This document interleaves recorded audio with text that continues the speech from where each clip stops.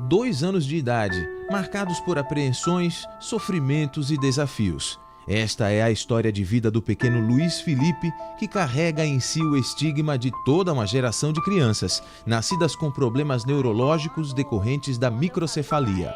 Um quadro que ganha contornos ainda mais dolorosos, diante das recorrentes convulsões. São muitas? Muitas. Quantas por dia? 50, 60. E são, assim, crises que eu não desejo para nenhuma criança. E o que acontece com teu filho por causa dessas crises? Atrapalha no desenvolvimento dele. O drama de Rafaela é o mesmo de outras mães de crianças com microcefalia, que vivem à base de remédios. Um deles é o Gardenal, medicamento tarja preta que os médicos receitam para tentar controlar as crises de epilepsia.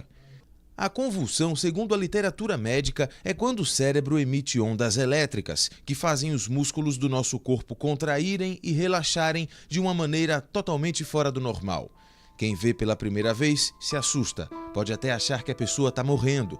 É sofrimento para o filho e sofrimento também para as mães e pais. Atrapalha no desenvolvimento dele. Bastante. Porque tudo que ele aprende, ele desaprende. A gente vê, por exemplo, que ele sustenta a cabeça, né? Mas para estar sentado ele precisa da tua ajuda. Precisa. Ele já chegou a evoluir um pouco mais que isso? Ele já chegou a se sentar só, ele já chegou a ficar em pé só. Mas por conta da crise, ele desaprendeu. A incapacidade da medicina de atenuar o sofrimento, nos casos mais difíceis, levou essa mãe a tomar uma decisão. Ela quer testar no filho um remédio difícil de conseguir no Brasil. Que receita é essa? É a receita do canabidiol. Agora é correr atrás, né? Justiça para um juiz autorizar, a Anvisa liberar. Fora que o custo dele é alto. O uso do óleo de maconha em pacientes brasileiros tem se difundido muito, também graças ao compartilhamento de informações via redes sociais. O óleo tem principalmente 2 princípios ativos, o THC e o CBD.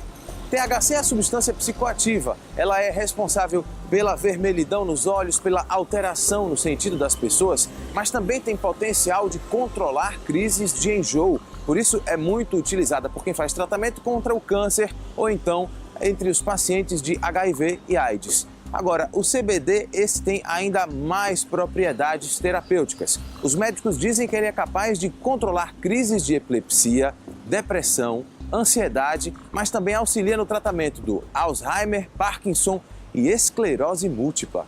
No Brasil, o Conselho Federal de Medicina aprovou em 2014 o chamado uso compassivo do canabidiol, ou seja, uso por compaixão.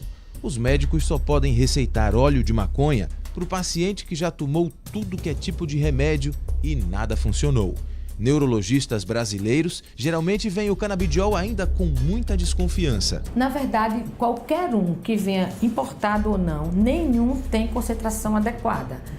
Cada um tem a sua concentração e, às vezes, a mesma seringa do mesmo laboratório que vem de fora, até elas são diferentes em termos de espessura de tudo. Como não existe órgão regulatório, cada um faz do jeito que acha e cada um coloca o que acha que deve colocar. Essa falta de padronização, segundo a doutora Adélia, gera insegurança para a classe médica.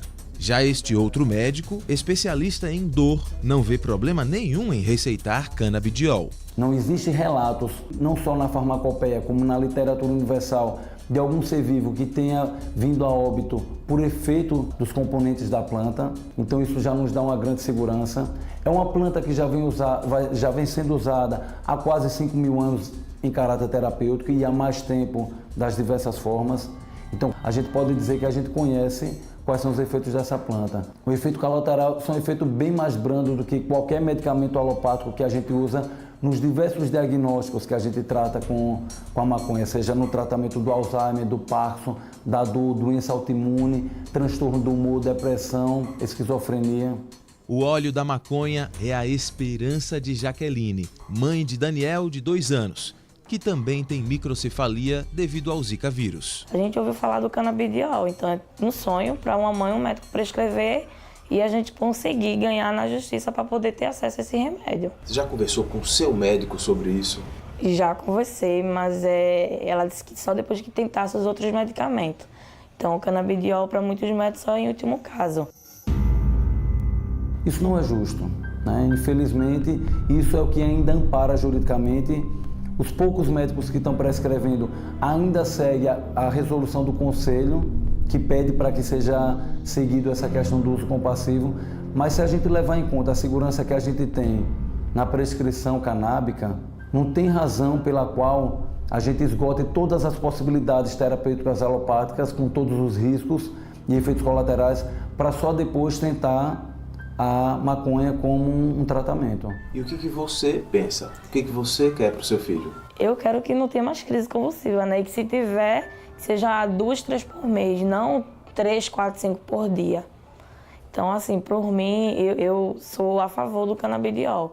Na próxima reportagem você vai ver o exemplo de mães que já utilizam o canabidiol no tratamento de seus bebês e seus filhos. E como quem tem epilepsia não tem tempo nenhum a perder, vai acompanhar ainda como algumas famílias precisam recorrer ao mercado clandestino para obter o canabidiol. Não perca!